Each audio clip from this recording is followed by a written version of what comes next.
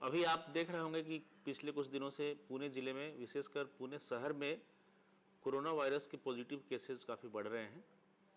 मैं आप सबको बताना चाह रहा हूं कि इसके पीछे जो सबसे बड़ा कारण है कि काफ़ी हमने बड़ी संख्या में टेस्ट शुरू की है।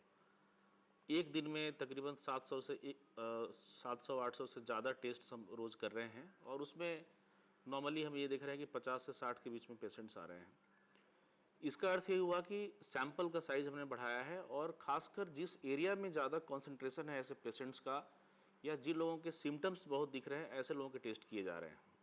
तो इसीलिए मैं सबको बताना चाहूँगा कि बहुत ज़्यादा घबराहट की ज़रूरत नहीं है, मात्र इस समय आपको बहुत ध्यान रखने की ज़रूरत है। जो हम शुरू से ही सोशल डिस्टेंसिंग का मैसेज दे रहे हैं कि आप घर में रहें, बाहर ना निकलें। कई बार ऐसा भी देखा गया है कि हम एक दिन जाते हैं चावल लेने, दूसरे दिन दाल लेने और उसके बाद फिर सब्जी या फिर नॉनवेज लेने। एक ही बार में अधिक से अधिक सामान लेकर आएँ और बाहर ना निकलें, ये बहुत ज़रूरी है। इसके अलावा दूसरी बात ये है कि हम पुणे ज़िले के जो केसेस हैं उसमें हम देख रहे हैं कि कुछ अनफॉर्चुनेट डेथ्स भी हुए हैं।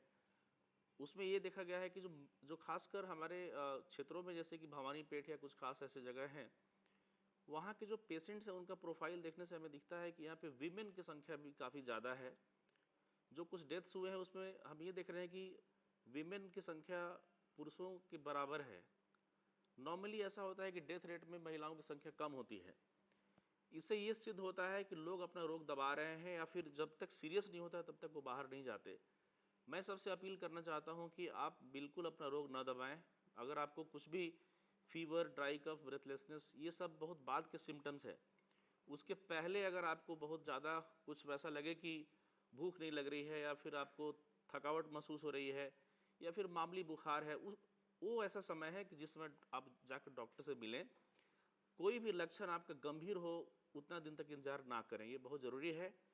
महापालिका ने कई जगहों पे नए नए फ्लू क्लिनिक्स स्टार्ट किए हैं और आप जाकर अपना चेकअप कराएं। ये बहुत सबसे जो आज हमारे लिए ज़रूरी है, ये बात है।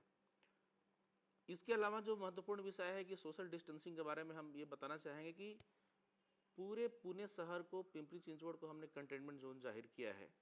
कुछ कुछ जो खास एरिया है जहाँ पे केसेस ज़्यादा है, वहाँ तक ये भी ऐसे नियम बनाए हैं कि वहाँ पे आपको सब्जी या जो बहुत ज़रूरी जो सामान है वो भी शायद आपको थोड़े दिनों के लिए नहीं मिलेगा। इसका अर्थ ये हुआ कि हमें किसी भी तरीके से जो वायरस का स्प्रेड है उसका चेन ब्रेक करना है, इसमें हमारा सहकार्य करें। दूसरा, ग्रामीण भाग के लोगों को ये कभी भी ऐसा नहीं लगना चाहिए कि उनके पास कोई रिस्क नहीं, उनको भी रिस्क है। सरकार ने खेती करने के लिए जो भी हमारे प्री एग्रीकल्चर एक्टिविटी है, प्री मानसून या खरीफ सीजन के लिए जो हम काम करते हैं, उसके लिए आपको इजाज़त दी गई है। इसका अर्थ ये हुआ कि आप अपना ट्रैक्टर या फिर जो भी वाहन है उसका इस्तेमाल कर सकते हैं, घर से बाहर जा सकते हैं।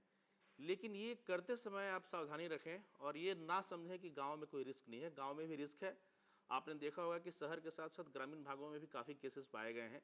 तो जो हमारे ग्रामीण भाग के सभी नागरिक हैं उनसे मेरी विशेष विनती है कि आप बहुत सावधानी के साथ अपना काम करें।